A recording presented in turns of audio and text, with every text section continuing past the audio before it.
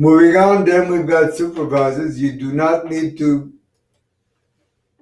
if I had subtrades, for example, supervising subtrades, 50% is high. Because remembering that their price in here includes labor and material, you cannot put 50% supervision on labor, material, and markup. So because you're supervising their labor only, that's typically half of the price of the change order, so that'll make it 7.5%. However, we want to take their markup and taxes away also, we can't supervise those. So typically what you would charge to supervise subtrades is 5%. Safety for subtrades, remember that your safety is at 3%, and they have their own system to on their own supervisory stuff, but you're still supervising or providing supervision on top of supervision. So I would cut that down to 1.5%. 4.5% again of subtrades, that's on the high side, and I would take that down to 2% because you're supervising, you're warranting on top of warranty already. So I would take that down to 2%. Now overhead, that's your decision. What is your own overhead markup? And again, what overhead would you charge with subtrades? I would charge, if it were me, I would charge the same rate. Any dollar that goes through my books, whether it's subtrades or my own crew, it's still subject to the same overhead. So I don't get a discount from my bookkeeper to manage subtrade billing. Hi, this is Dan.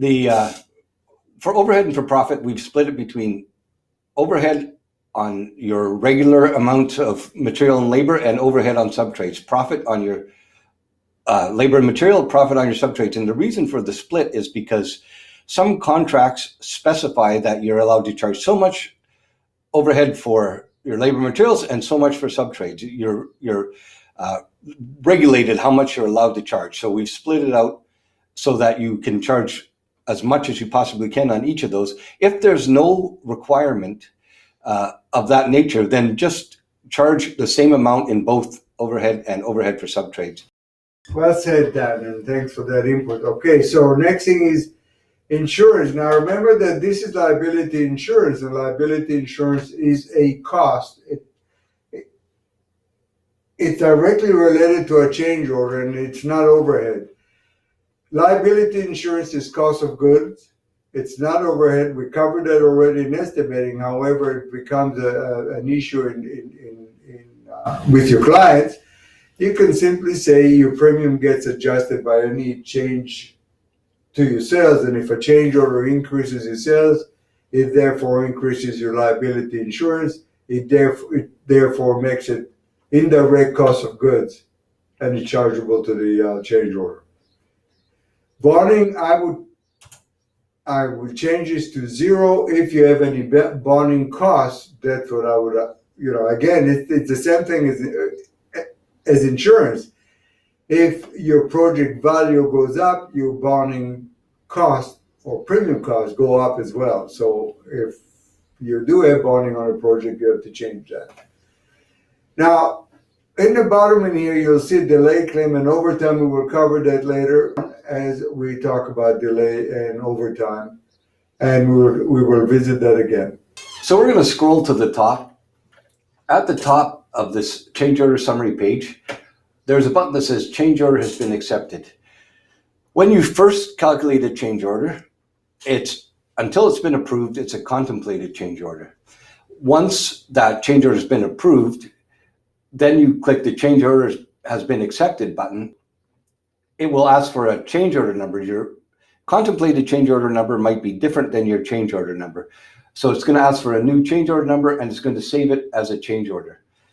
When it's a contemplated change order and you save, it gets saved into a folder called contemplated change orders for this project. If this project was numbered 3560, for example, under 3560, you'll have a folder that says contemplated change orders, and then your contemplated change orders go in there. When you say change order has been accepted, it saves it into a new folder called change orders.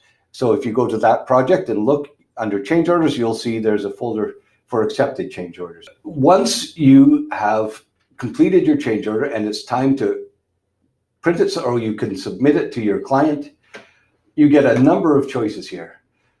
Let's start at the top and work our way down. At the very top, you've got two choices, either with markup broken out or with markup embedded. Some contracts stipulate that you need to show the markup on your change orders because you're regulated in the amount you're allowed to mark up, and they want to see that. If that's the case, you would choose with markup broken out because your client's going to want to see your markup. If that's not the case, then choose with markup embedded. You don't want to show your markup if you don't have to. That's your business, not theirs. So with markup embedded, print a change order where all the markup is embedded in the numbers and people can't see what your markup is. Underneath that, there's three choices. You can print the change order, email the change order, or make a PDF of the change order. If I click print the change order, your logo information would appear here if we'd set it up that way. And so all of the information about this change order, who's the client, who's the customer, what's the change order number, the brief description that you put on the dashboard all shows up top. Underneath is a brief breakout of what went into this change order. Labor this much, materials this much, tax this much, all the basics that you ought to have in all your change orders is right there and it's totaled. If we had included a delay claim, which we'll be talking about soon, the delay claim would show up in here too. And so then that could be, Dan, let me interrupt you for a second. So that form can be sent straight to the client and all he has to do is sign it. that's right, exactly. At the bottom, there's a spot for signatures to accept and confirm this change order. When it's signed and returned to you, it becomes an accepted change order.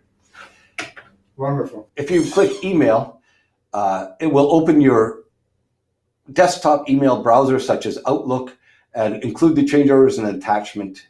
And it will be, when you click it, it'll ask who you want to email to. When you enter that, it'll fill in the email address. It'll set it all up for you.